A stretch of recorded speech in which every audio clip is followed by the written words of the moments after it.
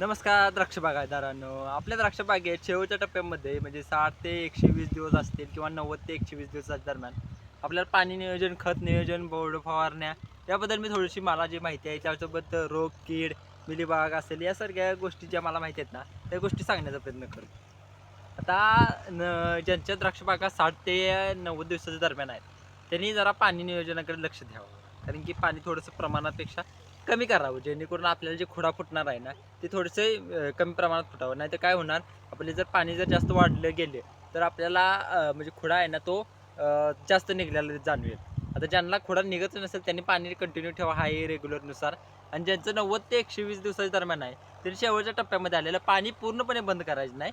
आपल्याला लागेल त्या प्रमाणात निम्म्यावरती पाणी निम्म्यावरती आणायचं, जेणेकरून आपल्याला पाण्याचं आहे ना, जशी गरज पडेल तशीच जेणेकरून आपल्याला गरजेनुसार पाणी सोडत जायचं. आता पाऊस जर पडलेला असेल तर सोडण्याची एवढी शक्यता जास्त गरज नाही.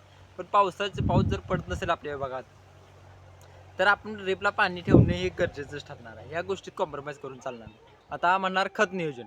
आता 60 ते 90 दिवसाच्या दरम्यान ज्यांचं आहे ना, त्यांनी 0.34चा वापर करायचा. 0.34चा वापर करायचा. त्यामध्ये जर तुम्हाला जर बारीक घड म्हणजे लहान सूक्ष्म घड जर प्रॉब्लेम येत असेल, तर त्यामध्ये जरा फॉस्फरिक ॲसिडचा वापर करायचा.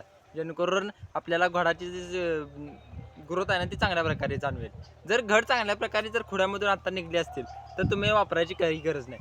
0.34 एकरी 5 किलो याप्रमाणे इथं वापरायचं आहे. त्यासोबत सल्फर त्यामध्ये घ्यायचं आहे, जेणेकरून आपल्याला आहे ना, अपटेकसाठी प्रॉब्लेम येणार नाही. आणि जर तुम्ही अतिरिक्त 0.34चा वापर आधीच केलेला असेल, तर तुम्ही सोडायची गरज नाही. तुम्हाला गरजेनुसार वापरा. ज्यांचा अपटेकचा प्रॉब्लेम आहे त्यांनी या ठिकाणी पी-एच-बीचा वापर करायचा.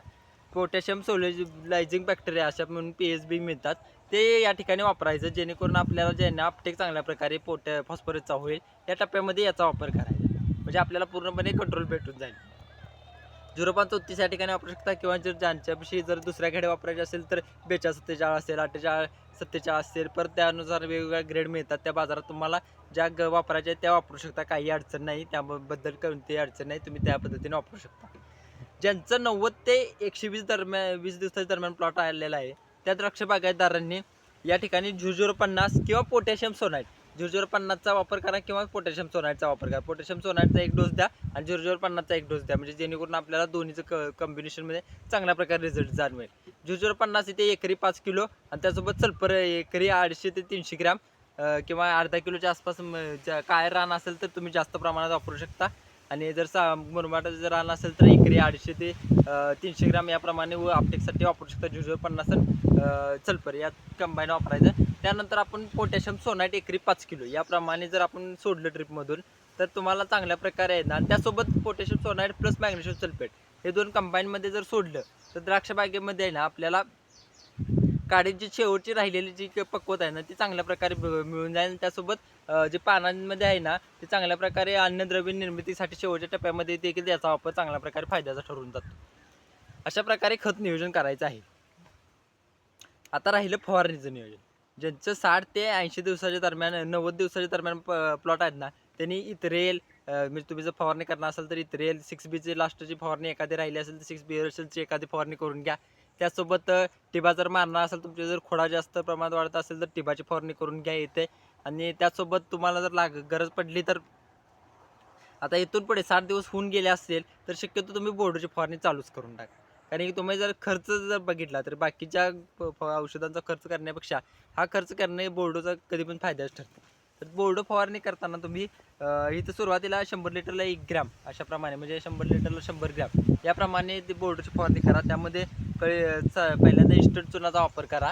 अशा प्रकारे प्लेन फवारणी करून घ्या. त्यामध्ये थायवेट चालते, सल्फर चालते, त्यामध्ये 0.34 चालतं, काही अडचण नाही. ट्रीटची पण फवारणी त्यामध्ये मिक्स करून वापरू शकता, काही अडचण नाही तुमच्या हिशोबाने. असे 4 दिवसाचे परत 7 दिवसाने अशा टप्प्याटप्प्याने बोर्डच्या फवारण्या चालू करून टाका 60 दिवसाची पण. आणि ज्यांचं 90 दिवसाच्या पुढं आलेलंच आहे, त्या द्राक्ष बागायतदारांनी सरळ बोर्ड मारणे, आपलं विषय संपवणे. जास्त पाऊस पडणार नाही, पाऊस पडल्यानंतर मारू, हे झाल्यानंतर असल्या सगळ्या गोष्टी सोडून द्या. तुम्ही जास्त जर तुम्ही हे करत बसलात, दुसऱ्या औषधं मारत मॉलिक्यूल मारत बसला, तर तुम्ही हे करून ठेवणार, म्हणजे खर्च वाढावे वाढवून घेणार. तुम्ही शेतीसाठी बोर्डो आता जुनी लोक ज्या वेळेला द्राक्ष शेती करत होते ते फक्त बोर्डो मारायचे, 2-3 फवारण्या घ्यायचे आणि निवांत राहायचे. आता विषय काय झाला, बोर्डोमध्ये आहे ना भेसळयुक्त भेसळी झाल्यामुळं पहिल्यासारखा बोर्डो जास्त दिवस काम करत नाही. कारण की आपल्यालाच माहीत नाही बोर्डोमध्ये कुठले घटक आहेत.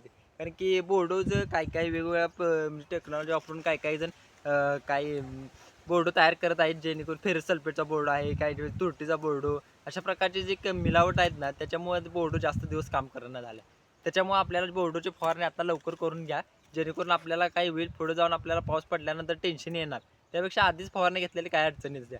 जर तुम्हाला बोर्डोमध्ये जर टेन्शन येत असेल, बाबा बोर्डो मारला माझं दुसरं औषध काम करेल का, असं काही अडचण नसते. तुम्ही जर पीएच जर बरोबर काढला, जास्त प्रमाणात चुना जर वापर नाही केला तर तुम्हाला पुन्हा आणि बोर्ड दुसऱ्या फवारणी केल्या तरी काही अडचण येत नाही. फवारणीचं काम चांगल्या प्रकारे करतं, काही अडचण येत नाही या दरम्यान. अशा प्रकारे तुम्ही नियोजन करा. त्यासोबत आता राहते किडींचा विषय. आता या दरम्यान जूनच्या दरम्यानमध्ये आता प्रत्येक वर्षी समस्या येत नव्हती जूनला, म्हणजे पण आता ह्या वर्षीपासून समस्या आली, कारण की अतिरिक्त तापमान म्हणजे टेम्परेचर वाढल्या गेल्यामुळे मिलीबगचा प्रादुर्भाव इथं दिसण्यास सुरुवात होत आहे. तर यासाठी मिलीबगला साधे सोपे उपाय काय, आपण इमिडाचा वापर करू शकतो बोर्डोमधून. इमिडा क्लोरो असेल, क्लोरोची देखील फवारणी करू शकतो, काही अडचण नाही. इमिडा गॅस क्लोरो यासारखे जे हे आहेत ना, म्हणजे आता क्लोरो थोडक्यात पूर्णपणे नाही काम करणार, पण इमिडा करू शकतो, इमिडाचा वापर करू शकता. त्यासोबत आपण ज्या ज्या झाडांनी आहे मिलीबग त्या झाडांनी खुणा करा, त्या झाडांच्या आजूबाजूचं त्याच्या ते झाड चांगले गच्च प्रकारे तुम्ही मिलीबगसाठी एक सोपा उपाय, जेवढं चांगल्या प्रकारे गच्च धुवून घ्याल आणि चांगल्या प्रेशरनं त्याच्यावरती धुवून घ्याल ना, तेवढा मिलीबग जास्त कंट्रोल होतो. आणि त्यामध्ये स्प्रेडर घाला, सिलिकॉन स्प्रेडर, जे सिलिकॉन अवेलेबल मिळतं ना मार्केटमध्ये, कोणत्याही कंपनीचं असू दे, काही अडचण नाही. फक्त ते काम करणारं असं एवढंच नाही, तर कुठल्याही कंपनीचं म्हटल्यावर ना तुम्ही आणून मारणार परत म्हणणार ते कामच केलं नाही. अशा प्रकारे ज्या ठिकाणी आहेत ना त्या ठिकाणी गच्च धुवून घेतलं की नाही, एकदम प्रॉपर चांगला रिझल्ट भेटून जातो. त्या अशा प्रकारे मिलीबगचं नियोजन करा. अशा प्रकारे जर द्राक्षबागेमध्ये नियोजन केलं ना, बऱ्यापैकी टप्प्यामध्ये हे नियोजन गच्चपर्यंत नियोजन होऊन जातं. तुमचं काय मत आहे नक्की सांगा, आणि ऋतुज ग्रेप्स या यूट्यूब चॅनलला आपल्या फॉलो करायला विसरू नका. धन्यवाद.